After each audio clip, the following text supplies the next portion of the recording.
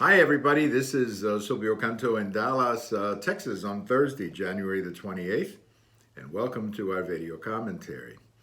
Well, it was 34 years ago today that we all woke up. We were all excited 34 years ago today because we were going to watch the Challenger take off.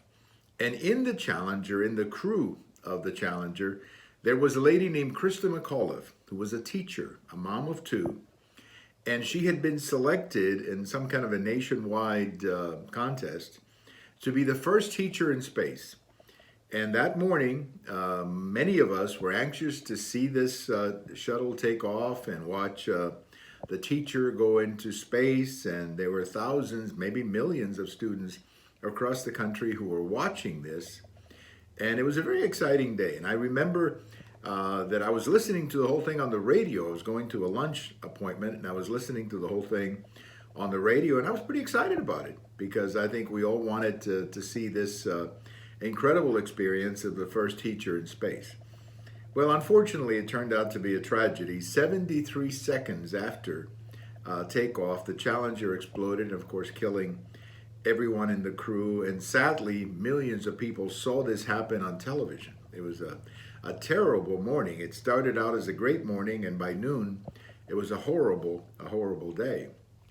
A few hours later, President Reagan spoke to the nation, I think in the early evening, and delivered what had to be one of the greatest presidential speeches of all time. It was not political. It was simply a speech, and he spoke to the children, the many millions of children who had seen this terrible accident on television.